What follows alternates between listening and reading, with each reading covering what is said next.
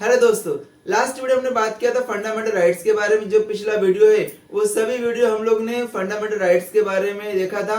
और fundamental rights total 6 rights थे। 6 right में मैंने एक राइट कंप्लीट कर दिया है।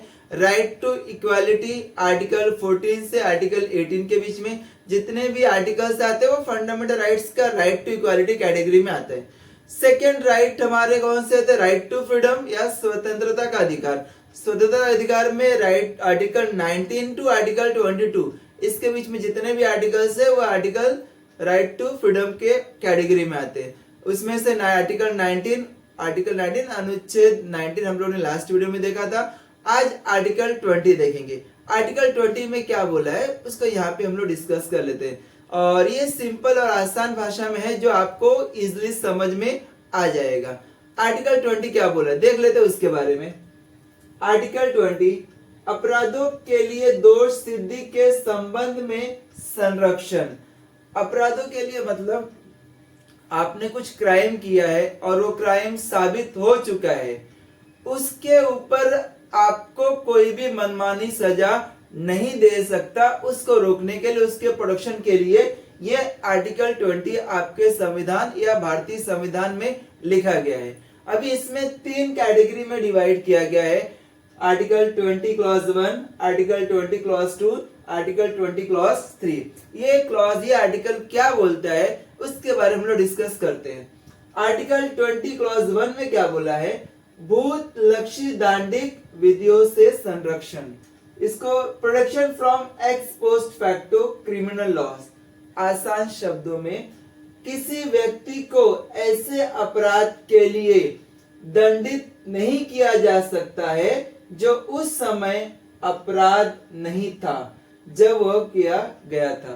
इस एक आसान शब्दों में बोलता हूं, मान के चलो XYZ एक पर्सन है, उसने कोई क्राइम किया, कोई भी क्राइम हो सकता है, और क्राइम करने के समय उस क्राइम की सजा 1 साल का कारावास, 1 साल की जेल प्लस साथ में 10,000 का जुर्माना। ये सजा उस समय था जब उस पर्सन ने XYZ ने क्राइम किया था। और ये क्राइम करने के बाद उस क्राइम की सजा चेंज हो गई, 1 साल को बढ़ा के उसने 2 साल हो गया, और जुर्माना भी बढ़ा दिया गया 20,000 रुपया। अभी XYZ को जो क्राइम किया था उसकी सजा सिर्फ 1 साल है और 10,000 जुर्माना है। भले उसके क्राइम करने के बाद अगर वो जुर्माना बढ़ता भी है या वो सजा बढ़ता भी है तो ये क्राइम के ऊपर ये एप्लीकेबल नहीं होगा। उसको XYZ पर्सन को सिर्फ 1 साल की सजा और 10,000 रुपये जुर्माना ही लगेगा, ना कि उससे ज्यादा। वो सेकेंड पॉइंट में यही बोला गया है। यदि किसी कानून के तहत दंड को बाद में कठोर किया जाता है तो व्यक्ति पर उस अपराध के लिए नया और कठोर दंड लागू नहीं होगा।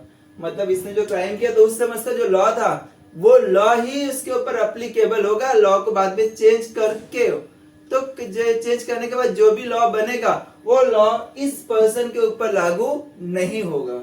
ये आर्टिकल 20 क्लॉज 1 आपको प्रोविजन देता है। सेम यहाँ पे अगर मान के चलो कोई मैंने क्राइम किया और क्राइम करते समय वो क्राइम, उस क्राइम का कोई भी अपराध, कोई भी सजा नहीं है, तो बाद में मेरे क्राइम करने के बाद जो नया सजा बनेगा वो सजा मेरे ऊपर एप्लीकेबल नहीं होगा। या भी यहाँ पे जो फर्स्ट पॉइंट लिखा था, किसी व्यक्ति को ऐसे अपराध के लिए दंडित नहीं किया जा सकता जो उस समय अपराध नहीं था जब वो किया गया। इसका मतलब सिंपल सा भाषा, ही सिंपल सा आसान लैंग्वेज में अगर हम बात करें तो मान के चलो मैंने कोई क्राइम किया, लेकिन जब मैंने क्राइम किया तो उस समय इस क्राइम की कोई भी सजा नहीं थी, लेकिन अचानक मेरे क्राइम करने के बाद एक नई सजा आ गया, एक नया कानून बन गया, तो वो कानून मेरे ऊपर एप्लीकेबल नहीं होगा। ये फर्स्ट पॉइंट। सेकेंड पॉइंट अभी मैंने एक्सप्लेन किया। सेकेंड पॉइंट, अगर मैं जब क्राइम किया तो मेरे क्राइम करने के साथ वो सजा अगर 1 साल का है तो मुझे 1 साल की ही सजा मिलेगी।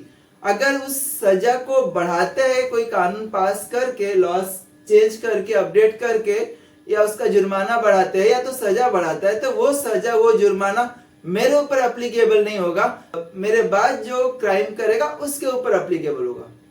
ये आर्टिकल 20 क्लॉज 1 बताया गया है। आर्टिकल 20 क्लॉज 2 क्या बोला है?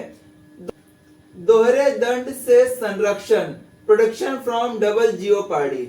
अभी इसका आसान सा शब्दों में मैं बात करें तो किसी व्यक्ति पर एक ही अपराध के लिए 2 बार मुकदमा नहीं चलाया जा सकता और नहीं दंडित किया जा सकता है। एक पर्सन एक बार चोरी किया तो एक बार ही उसको सजा मिलेगी, या एक बार चोरी किया उसको 2 बार सजा नहीं मिलेगी। ये आर्टिकल 20 क्लॉज 2 बताता है। दोहरा दंड या डबल जियोपार्डी, मतलब एक बार ही क्राइम किया ना तो उसको एक ही बार ही सजा मिलेगी। एक क्राइम के वजह से उसको 2 बार सजा, 3 बार सजा नहीं मिलेगी। ये दोहरे दंड से संरक्षण। आर्टिकल 20 क्लॉज 3 क्या बोलता है? अपने विरुद्ध गवाही देने से संरक्षण।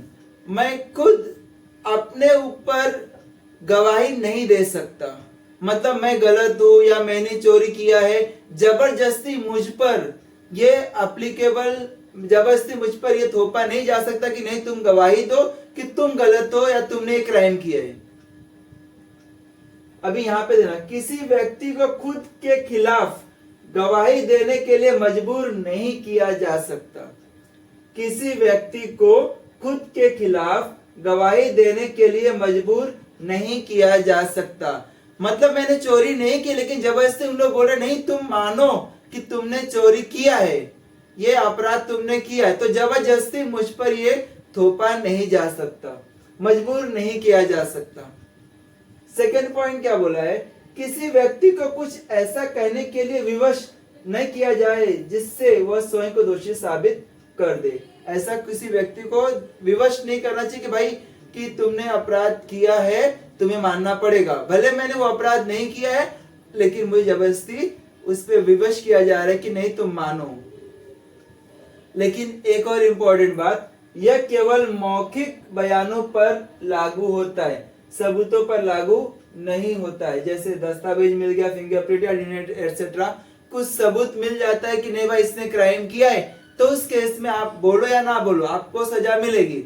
लेकिन जब तक ये कुछ दस्तावेज, जब तक कुछ प्रूफ नहीं है, तब तक आपके ऊपर कोई जबरदस्ती आपको ये बुलवा नहीं सकता कि नहीं मानो कि आपने वो गलती किया है, वो अपराध आपने किया है।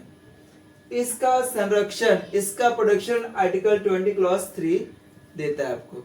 ये 3 चीजें जो आपको संरक्षण देता है मनमानी सजा से। जो लॉस में लिखा है जो सजा, उतनी ही सजा आपको मिलेगी, उससे ज्यादा सजा नहीं मिलेगी। मनमाने तरीके से आपको सजा नहीं दे सकता, उसका प्रोटेक्शन संविधान, भारत का संविधान करता है। ये आर्टिकल 20 बताया गया है। नेक्स्ट वीडियो में हम बात करते हैं आर्टिकल 21। Okay, thank you.